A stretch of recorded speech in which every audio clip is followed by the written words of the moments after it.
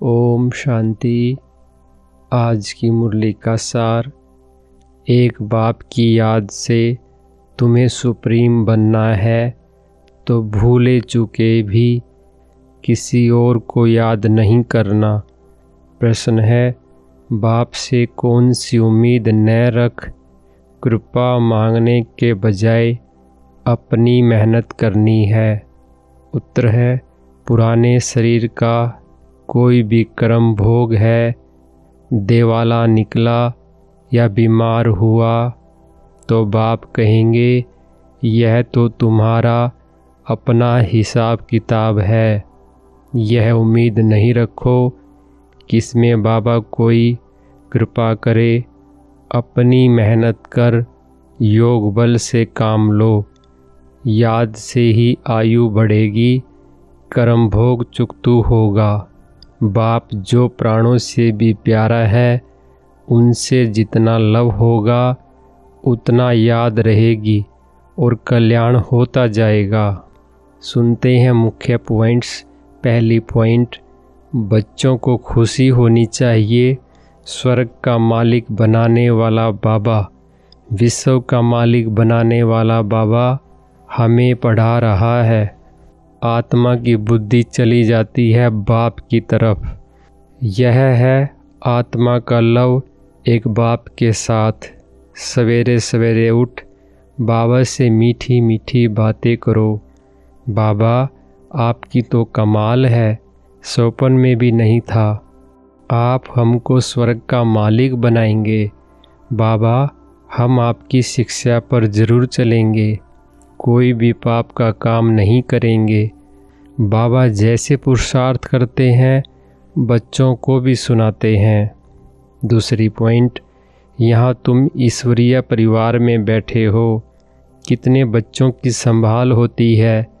बाप सम्मुख बैठा है, तुम ही से खाऊं, तुम ही से बैठूं। तुम जानते हो शिव बाबा इसमें आकर कहते हैं, मीठे बच्चे मामेकम याद करो। देह सहित देह के सभी संबंधों को भूल जाओ। यह अंतिम जन्म है। यह पुरानी दुनिया, पुरानी देह खलास हो जानी है। कहावत भी है, आप मुए मर गई दुनिया। पुरुषार्थ के लिए थोड़ा सा संगम का समय है। तीसरी पॉइंट, गाते भी है ना, मुझे पलकों में छिपा लो। प्रिय चीज़ को नूरे रतन प्राण प्यारा कहते हैं।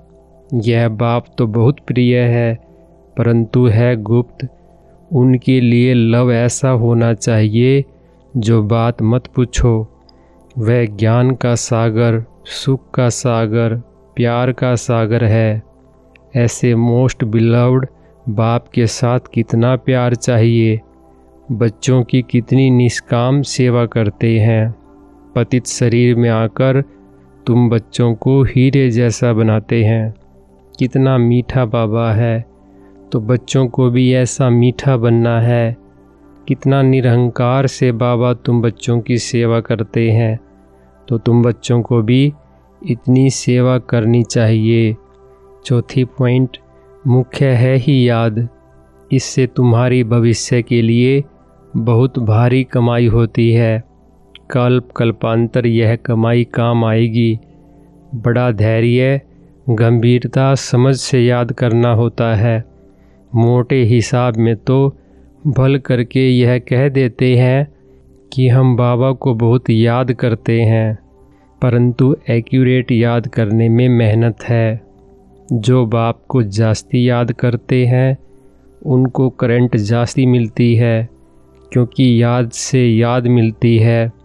बच्चे याद करते हैं तो बाबा भी सर्च लाइट देते हैं। पांचवी पॉइंट, तुम जानते हो यह अनादि ड्रामा है। इसमें हार जीत का खेल चलता है। जो होता है वह ठीक है। क्रिएटर को ड्रामा ज़रूर पसंद होगा ना, तो क्रिएटर के बच्चों को भी पसंद होगा। इस ड्रामा में बाप एक ही बार बच्चों के पास बच्चों की दिल व जान, सिक व प्रेम से सेवा करने आते हैं। बाप को तो सब बच्चे प्यारे हैं, तुम जानते हो सतयुग में भी सब एक दो को बहुत प्यार करते हैं। जानवरों में भी प्यार रहता है। ऐसे कोई जानवर नहीं होते जो प्यार से न रहें। तो तुम बच्चों को यहाँ मास्टर प्यार का सागर बनना है। यहाँ बनेंगे तो वह संस्कार अविनाशी बन जाएंगे। छठी पॉइंट, कभी किसी बच्चे का गुस्से का आवाज़ सुनते हैं तो बाप शिक्षा देते हैं, बच्चे गुस्सा करना ठीक नहीं है, इससे तुम भी दुखी होंगे, दूसरों को भी दुखी करेंगे।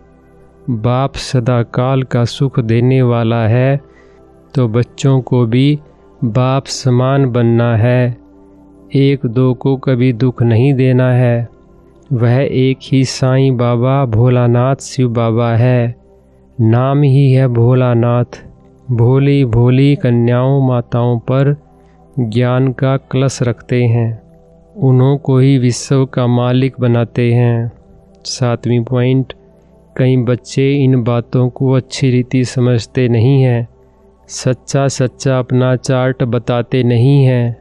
आधा कल्प झूठी दुनिया में रहे हैं तो झूठ जैसे अंदर जम गया है।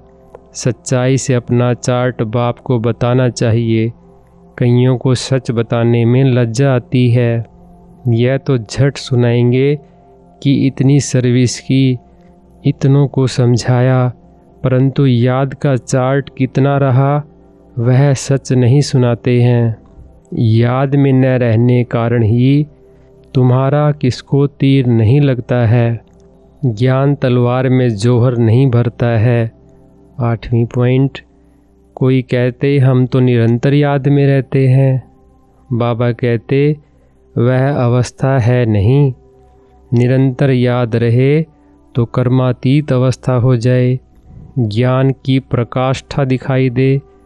इसमें बड़ी मेहनत है। विश्व का मालिक ऐसे ही थोड़े ही बन जाएंगे। एक बाप के सिवाय और कोई की याद न रहे, यह देह भी याद न आए, यह अवस्था तुम्हारी पिछाड़ी को होगी। याद की यात्रा से ही तुम्हारी कमाई होती रहेगी। अगर शरीर छूट गया फिर तो कमाई कर नहीं सकेंगे। 9वीं पॉइंट, बाप घड़ी घड़ी स्मृति दिलाते रहते हैं। ऐसे बहुत बच्चे हैं जो गृहस्थ व्यवहार में रहते, नौकरी आदि भी करते और उच्च पद पाने के लिए श्रीमत पर चल अपना भविष्य भी जमा करते रहते। बाबा से राय लेते रहते, पैसा है तो उसको सफल कैसे करें। बाबा कहते सेंटर खोलो जिससे बहुतों का कल्याण हो। मनुष्य दान पुण्य आदि करते हैं, दूसरे जन्म में उसका फल मिलता है। तुमको भी भविष्य 21 जन्मों के लिए राज्य भाग्य मिलता है।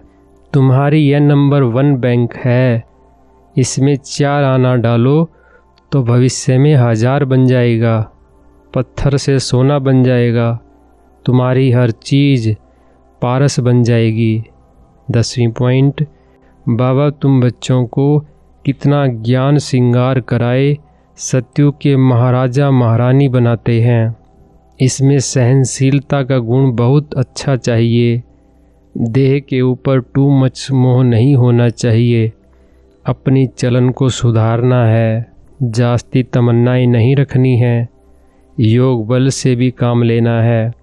बाबा को कितनी भी खांसी आदि होती फिर भी सदैव सर्विस पर तत्पर रहते हैं। ज्ञान योग से श्रृंगार कर बच्चों को लायक बनाते हैं। घड़ी घड़ी माया से हार नहीं खानी है। बाप समझाते हैं मीठे बच्चे, अपने को आत्मा समझो। ऐसा अपने को समझना कितना मीठा लगता है। हम क्या थे अब क्या बन रहे हैं। 11वीं पॉइंट, सवेरे सवेरे उठते ही पहले शिव बाबा से गुड मॉर्निंग करना चाहिए। गुड मॉर्निंग अर्थात याद करेंगे तो बहुत खुशी में रहेंगे।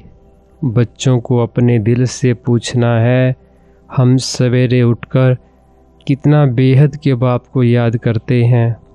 मनुष्य भक्ति भी सवेरे करते हैं ना, भक्ति कितना प्यार से करते हैं, परंतु बाबा जानते हैं कहीं बच्चे दिल व जान सिक व प्रेम से याद नहीं करते हैं।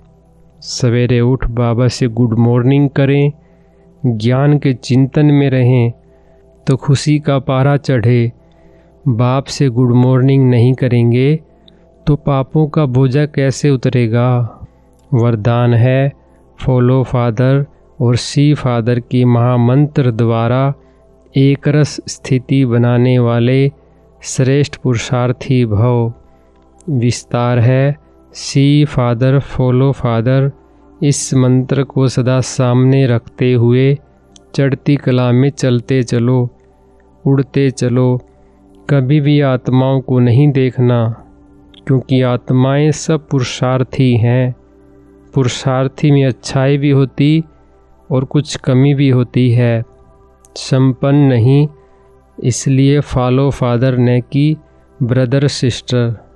तो जैसे फादर एक रस है, ऐसे फॉलो करने वाले एक रस स्वतः हो जाएंगे।